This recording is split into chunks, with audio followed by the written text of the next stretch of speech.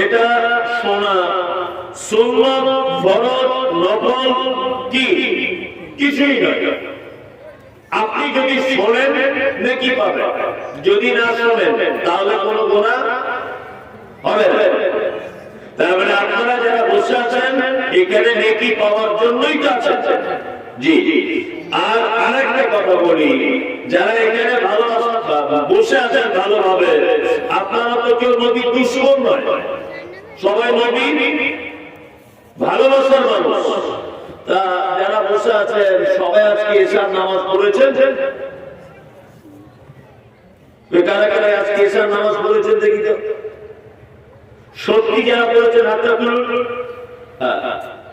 তার মানে এখানে রুগী ভর্তি, বেশিরভাগ সব রুগী। অথচ যে লোকটা আজকে এশার নামাজ পড়ে ওই লোকটাকে জিজ্ঞাসা করুন আপনি নবীকে ভালোবাসেন, ওই এক চান্সে বলবে আমি নবীকে ভালোবাসি, বলবে না? কিছুদিন আগে ভারতবর্ষের একজন মহিলা নুপুর শর্মা বলে না আল্লাহ নবীর ব্যাপারে অনেক কটু মন্তব্য করেছিলেন। এই মন্তব্য করার কারণে অজস্র মুসলিমরা বিভিন্ন জায়গাতে, দিল্লি, মুম্বাই, বেঙ্গল, ঝাড়খণ্ড, বিহার, অনেক জায়গাতে তাতে করে দেখা গিয়েছিল বিভিন্ন জায়গায় রাস্তা অবরোধ হয়েছে। হয়নি? অনেক জায়গায় রাস্তা অবরোধ করেছে কারা? ইয়াং জেনারেশন যারা, তারা যুবকরা। একদল যুবক যারা রাস্তা অবরোধ করছে তাদেরকে যখন জিজ্ঞাসা করা হচ্ছে যে তুমি রাস্তাটা অবরোধ করলে কেন, তখন ওর একটাই উত্তর, নুপুর শর্মা কি নার সাহেব আমাদের নবীর উপরে কথা বলবে? যে লোকটা রাস্তা অবরোধ করেছে এ নবীর দুশমন না নবীর ভালোবাসার লোক? কোনটা? ভালোবাসার লোক। যে লোকটা রাস্তা অবরোধ করে গাছের ডাল রাস্তার উপরে দিয়ে তার উপরে বসে আছে, সে মাগরিব পর্যন্ত রাস্তার উপরে অবরোধ করে বসে আছে, এক ওয়াক্তের নামাজ পড়েনি, আর 5 মিনিট অন্তর অন্তর বিড়ি সিগারেট টেনে যাচ্ছে। আচ্ছা বলুন, এই যে নবীকে ভালোবাসে এটা প্রমাণ হয়? হয় না। এক কথাতে বোঝা যায় যে মৌখিক ভালোবেসে নবীকে জান্নাতে যাওয়া যাবে না। আমাদের নবী মুহাম্মদ সাল্লাল্লাহু আলাইহি ওয়াসাল্লামের আপন চাচা নাম আবু তালেব। সকলেই জানেন এগুলো, তারপরেও স্মরণ করিয়ে দিতে হয়। আবু তালেব ইসলামিক ইতিহাসে এক জায়গাতে আপনি এটা প্রমাণ করতে পারবেন না যে চাচা আবু তালেব কখনো মুহাম্মদ সাল্লাল্লাহু আলাইহি ওয়াসাল্লামের বিরুদ্ধাচরণ করেছে, ইতিহাস নেই। বড় বেঈমান মুশরিকরা যখন নবীকে মারতে এসেছে, আঘাত করতে এসেছে, তখন চাচা প্রাচীরের মতো ডাক দিয়ে বলেছে, আমার ভাতিজা ইসলাম কবুল করতে পারো নাও পারো ওটা তোমাদের ব্যাপার, তবে আমি চাচা বেঁচে থাকা অবস্থায় আমার ভাতিজার গায়ে হাত দেওয়া যাবে না। সর্বত্র মুহাম্মদ সাল্লাল্লাহু আলাইহি ওয়াসাল্লামকে সাপোর্টে রেখেছিলেন, মারতে দেননি, কাউকে কটু কথা বলতে দেননি, কাউকে গালাগালি করতে দেননি। কিন্তু চাচা যখন মারা যাচ্ছেন, আল্লাহ নবী সাল্লাল্লাহু আলাইহি ওয়াসাল্লাম চাচার মাথার কাছে এসে বলছেন, চাচা একবার আপনি শুধুমাত্র পড়ে না বলে, তাহলে আমি কিয়ামতের দিনে আপনার জন্য আল্লাহর দরবারে সুপারিশ করতে পারবো। কথোপকথন চলছে, এই পর্যায়ে মুশরিকদের সর্দারেরা একদল এসে চাচা আবু তালেবকে ডেকে বলছে, আবু তালেব সারা জীবন 360টা দেবদেবীর পূজা করলে আর মরণের সময় তোমার ভাতিজা মুহাম্মাদের কলেমা করে পৃথিবী থেকে বিদায় হবে, এটা কেমন ব্যাপার? কথোপকথন চলতে চলতে এক পর্যায়ে চাচার টাইম শেষ, পৃথিবী থেকে চলে গেলেন। মুহাম্মদ সাল্লাল্লাহু আলাইহি ওয়াসাল্লামের চাচা নাম তার আবু তালেব, পৃথিবী থেকে চলে গেলেন। আল্লাহ নবী সাল্লাল্লাহু আলাইহি ওয়াসাল্লাম নিজের জবানে বলছেন যে আমার চাচা, তাকে জাহান্নামের সবথেকে হালকা ছোট যে আযাব সেই আয়াতটা দেওয়া হবে। কি ছোট আয়াত না, দুটি আগুনের জুতো আমার চাচার পায়ে পরিয়ে দেওয়া হবে। এই কারণে আমার চাচার মগজগুলো গলে গলে নিচের দিকে পড়বে। এতক্ষণ যা শুনলেন, তাতে করে চাচা আবু তালিব ভাতিজা মুহাম্মদ সাল্লাল্লাহু আলাইহি ওয়াসাল্লামকে ভালোবাসতেন না দুশমনি করেছিলেন? কোনটা? ভালোবাসতেন। তা এই লোকটা জান্নাতে গেল না জাহান্নাম? জাহান্নাম, তাই না? তার মানে বোঝা যাচ্ছে মুহাম্মদ সাল্লাল্লাহু আলাইহি ওয়াসাল্লামকে মৌখিক ভালোবেসে জান্নাত যাওয়া যাবে না।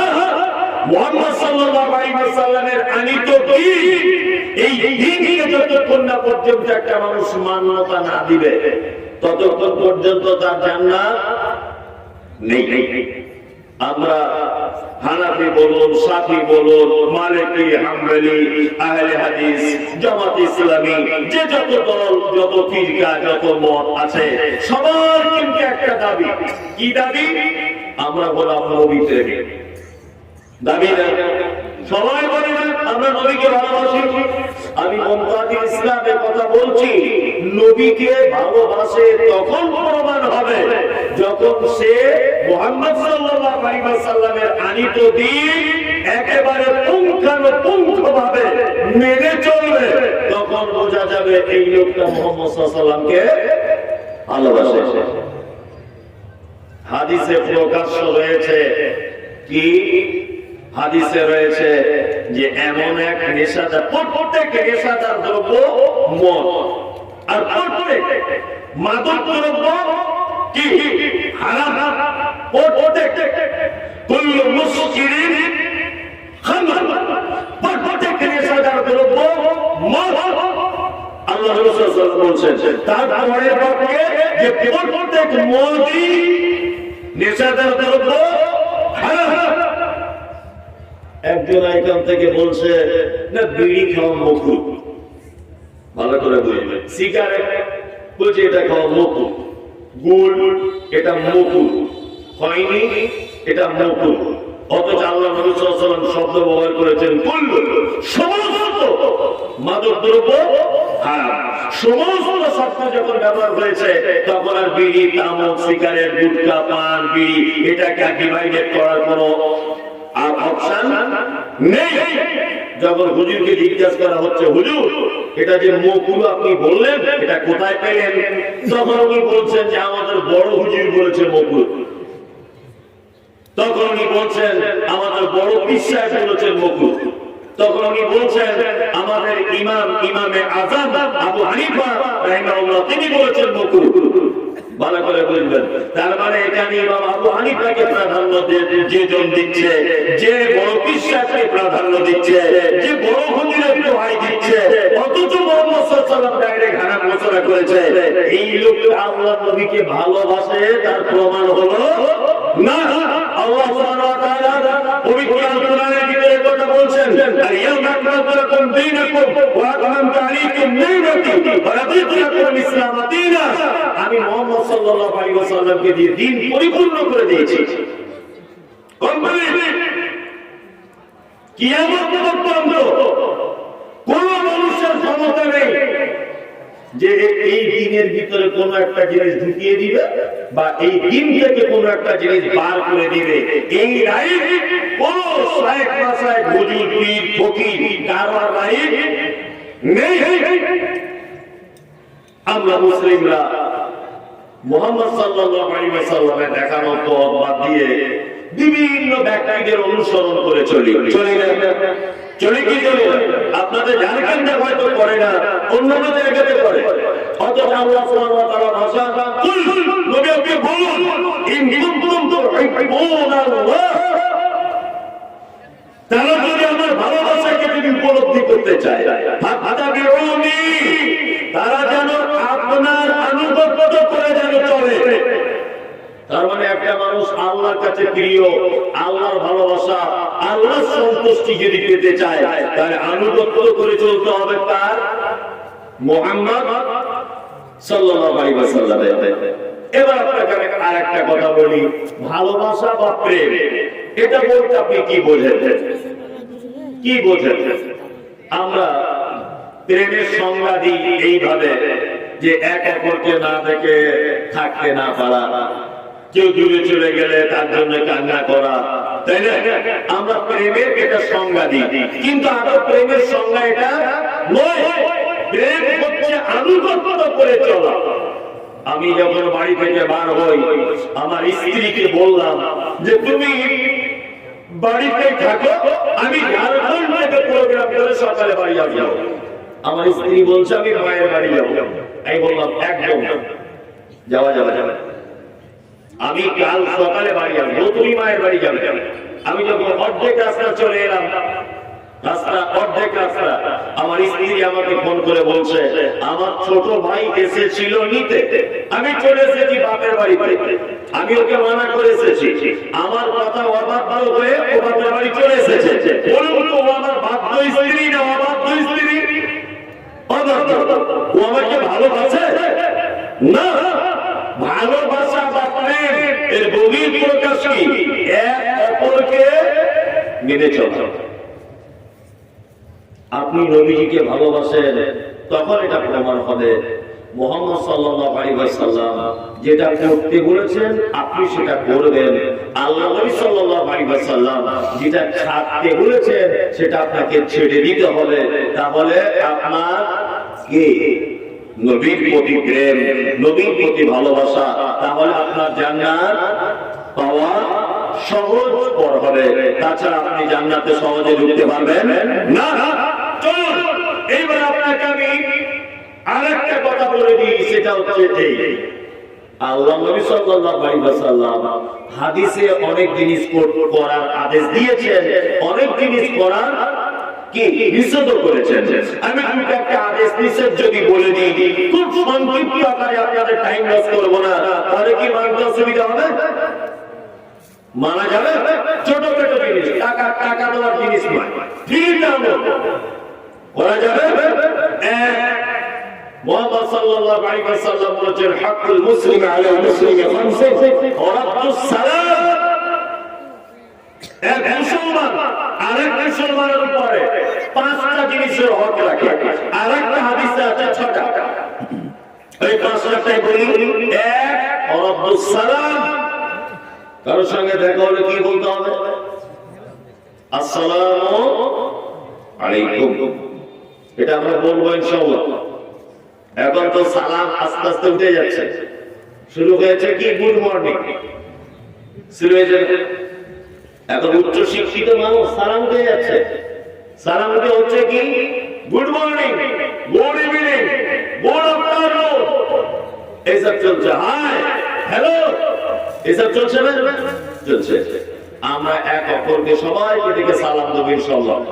এটা মুহাম্মদ সাল্লাল্লাহু আলাইহি ওয়াসাল্লাম এক মুসলমান আর একটা মুসলমানের উপরে কি দায়িত্ব বা কর্তব্য দিয়েছেন।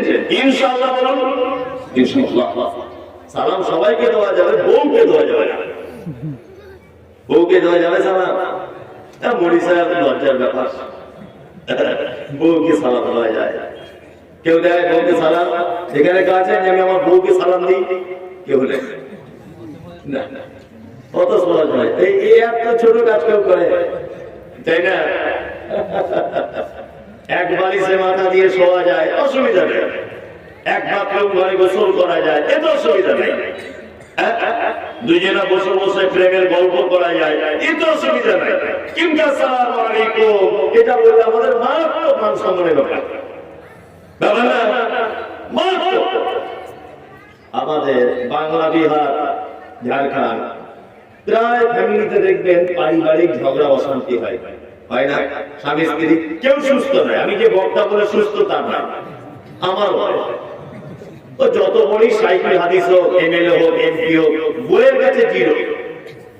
এটা মেনে নিতেই হবে, কোনো রাস্তা নেই। যত বড় প্রধান বক্তা হোক, আর বুখারী পড়া, মুসলিম পড়া, আবু দাউদ পড়া, স্কুলে হেডমাস্টার হোক, এমপি হোক, এমএলএ হোক, বইয়ের কাছে সবাই কিন্তু ঠাকুর, একটা কথা বলতে পারে না, তাই না? জি। তা আমাদের ছোটখাটো ঝগড়া অশান্তি সবারই ফ্যামিলিতে হয়। আমি আপনার কাছে একটা যুক্তি পরামর্শ দিচ্ছি, এই পরামর্শটা কাজ করবেন, দেখবেন আর ঝগড়া অশান্তি হবে না। যদি বলছেন এইগুলো তো ডাক্তাররা বলে, এইগুলো তো রোজা গুণিন তারা বলে। এইসব কথা আপনি পেলেন কি করে? আপনাকে বলছি শুনুন, আসসালামু আলাইকুম বাংলা মানে কি? আল্লাহ তুমি তার উপরে শান্তি বর্ষণ করো, তাই না? আর উত্তরে কি বলি? ওয়া আলাইকুমুস সালাম, তোমার উপরেও শান্তি বর্ষণ হোক, তাই না? স্বামী স্ত্রী যখন দুজনে অশান্তিতে আছেন, আপনি যদি টার্গেট করেন যে একদিনে আমার বউকে 10 বার বলবো আসসালামু আলাইকুম, বাজারে গেলেন ঘুরে এসে আবার বললেন আসসালামু আলাইকুম, তাহলে আপনি বলছেন যে তোর উপরে শান্তি বর্ষণ হোক। ও আবার উত্তরে কি বলবে? তোর উপরে হোক। দুজন দুজনের জন্য যদি শান্তি কামনা করেন আর মাঝখান থেকে একবার যদি কবুল হয়ে যায়, তাহলে অশান্তি থাকবে?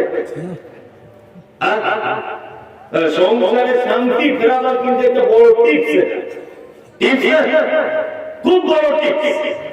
এটা মানার চেষ্টা করবেন। ইসলাম, সত্যি ইসলাম হচ্ছে সর্বশ্রেষ্ঠ একটা জীবন ব্যবস্থা, তাই না? সর্বশ্রেষ্ঠ জীবন ব্যবস্থা না? সর্বশ্রেষ্ঠ জীবন ব্যবস্থা। গুড মর্নিং, যার বাংলা মানে কি? শুভ সকাল, তাই না? শুভ সকাল। এখন একজন আব্বা মারা গেছে, এইগুলো ভেঙে ভেঙে না বললে না মানুষ ঠিক বোঝে না। একজনের আব্বা মারা গেছে, সে কাপড়ের কাপড় কিনতে গেছে ওই গুমানি মার্কেটে। এখন আর একজনের সঙ্গে দেখা হলো, সে তখন বলছে তাকে গুড মর্নিং। আচ্ছা, যে লোকের বাপ মারা গেছে রাতের বেলা, তার জন্য সকালটা শুভ না তার জন্য সকালটা দুঃখের? কোনটা? দুঃখের, তাই না? এখন এ তো জানে না যে আব্বা মারা গেছে, এ তখন বলছে গুড মর্নিং ভাই। তখন ও কি মনে মনে ভাববে, আমার আব্বা মারা গেছে, তুই গুড মর্নিং